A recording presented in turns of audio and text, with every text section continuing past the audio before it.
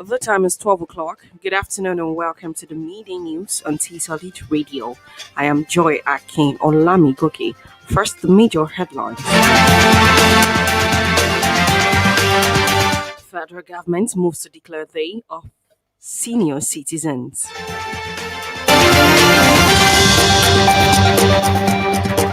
And CBN releases framework to strengthen cybersecurity resilience in OFIs. And on the foreign scene, New Zealand PM warns virus outbreak will grow. And on the world of sport, Japanese Grand Prix cancelled for second year.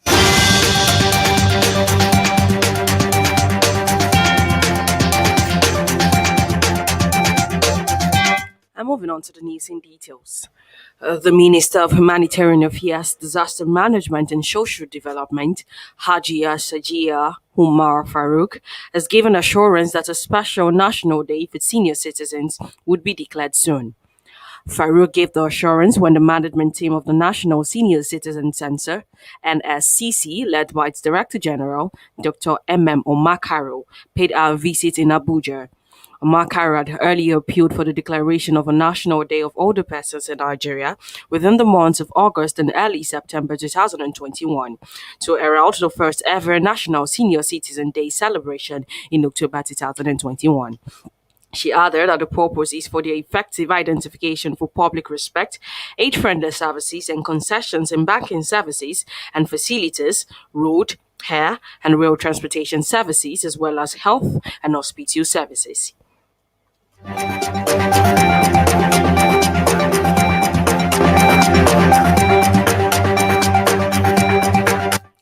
And the federal government has declared the pump price of petrol will remain at 162 naira until it agrees with the organized labor for fuel deregulation of the downstream petroleum sector. Minister of State for Petroleum Resources, Chief Timper Silva, stated this in a chat with reporters in Abuja.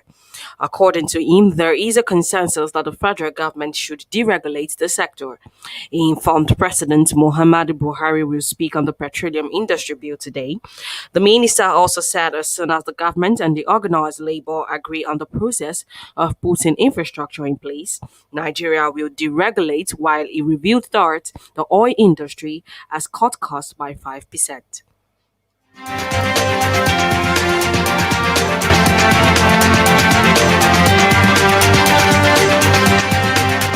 And the Central Bank of Nigeria on Tuesday released a framework to protect other financial institutions against cyber attacks.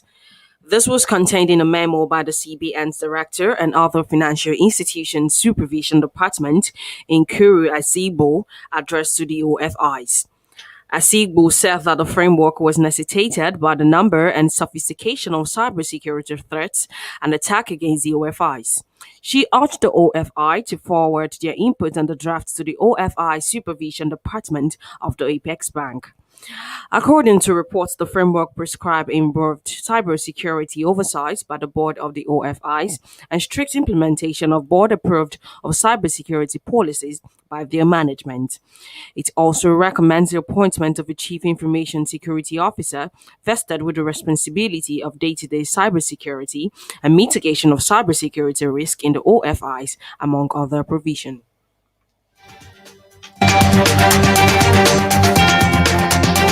You are still listening to the Media News on T Solid Radio. Still to come is the foreign and sport news.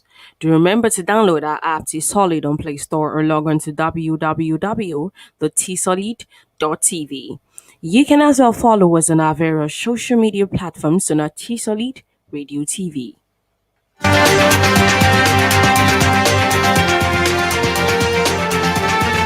And on the foreign scene, Prime Minister Jacinda Ardern has today warned that 9 more positive tests than New Zealand's was braced for additional COVID-19 cases from an outbreak that has plunged the previously virus-free country into a snap lockdown. Ardern confirmed New Zealand was dealing with a highly transmissible Delta variant linked to the outbreak in Australia that authorities have so far been unable to contain. Adan said the rapid rise, taking the total number of cases to 10, justified a decision to issue nationwide stay at home orders on Tuesday when just one case has been identified. She said one of the new cases was a nurse at Auckland Hospital and another was a teacher at a high school, both representing high risk environments for rapidly spreading the virus. The national lockdown is New Zealand's first in 15 months and is scheduled to last 3 days, with Auckland and the nearby Karamoja area facing restrictions for a week.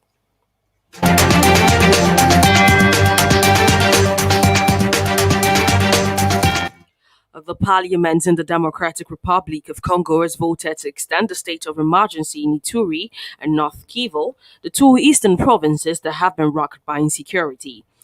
The state of emergency imposed by President Felix Tshisekedi on May 6 has been extended 6 times now, where out of 335 MPs, 334 voted in favor, while one abstained. Military administrations have replaced the civilian authorities to curb insecurity in the provinces, where several attacks carried out by rebels have left thousands dead. The violence has been on the increase despite the presence of thousands of United Nations peacekeepers. Meanwhile, some of the attacks have been blamed on the Allied Democratic Forces, ADF, one of the dozens of armed groups operating there. The eastern provinces have also seen violence between ethnic groups.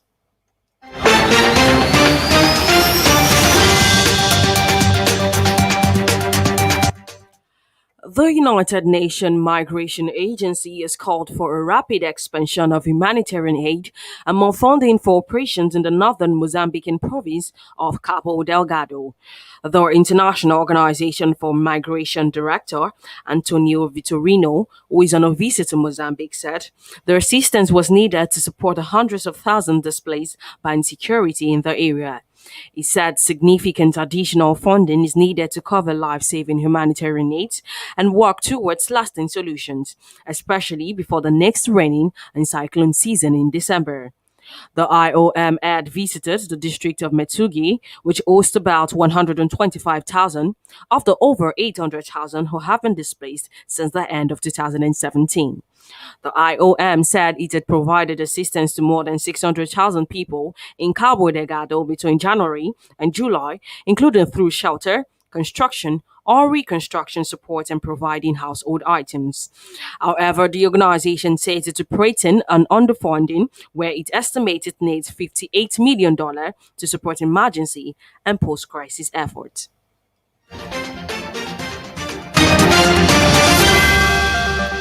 And at least 7 people have died after heavy rains in Ethiopia's capital, Addis Ababa, where rivers burst the banks in the capital, causing flooding. The city's mayor, Andanek Abibi, tweeted that the damage to life and property was severe in severe areas in the city, where dozens of people were injured and were being treated in different hospitals. The mayor has, however, expressed a grief for flood victims and said that the city has learned the need to do more to minimize impact of heavy rain during rainy seasons.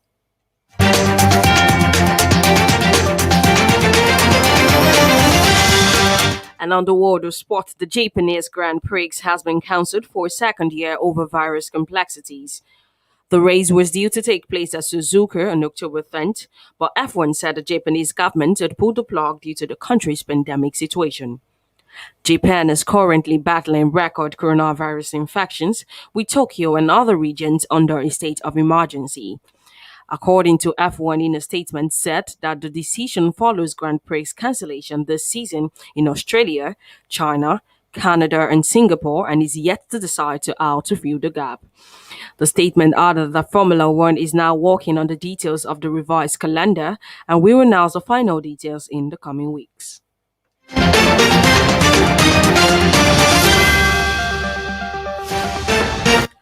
The 2022 London Marathon will take place on Sunday, October 2nd, as the event is moved from its traditional April date for a third successive year. Event director Hal Brashear confirmed the race has been moved to allow for the best chances of a full capacity event, including crowds. Shuraki Tata won the men's elite race in 2020, while Brigid Kosgei defended the women's title, but there were no crowds or fun runners because of the coronavirus pandemic. Brasha also added that the 2021 event will take place on October 3rd and is set to be the largest marathon stage in the world, with up to 50,000 runners on the traditional course and up to 50,000 participants completing the 26.2 miles on a course of their choice. The 2023 London Marathon has been confirmed in its traditional slot in the calendar and will take place on Sunday, April 23rd.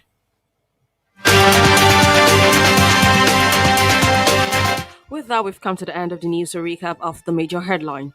Federal government moves to declare day for senior citizens. CBN releases framework to strengthen cybersecurity resilience in OFIs. And on the foreign scene, New Zealand PM warns virus outbreak will grow. And on the world of sport, Japanese Grand Prix cancelled for second year.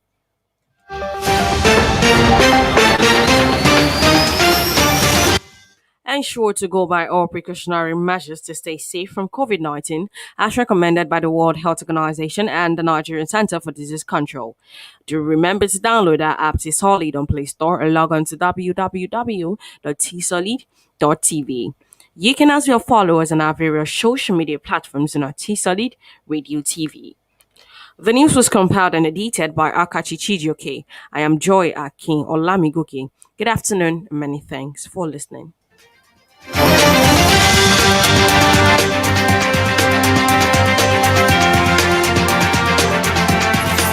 Solid Radio, more than an internet radio station, but your daily companion.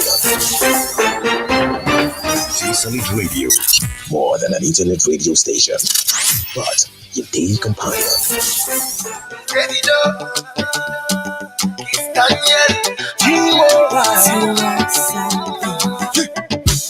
No be you a carry go, but now you a go carry go. Sisi a carry go, yeah, your way. No be you a the check on no, but now you a wanna no.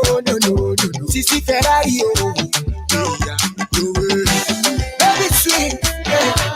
Baby nice, yeah. Baby do all the quarter. Show me what taxi, madaro boy running. Mo kọ́ dẹ̀ wá pa, kò wá fẹ́ máa kú bá a ṣe ní.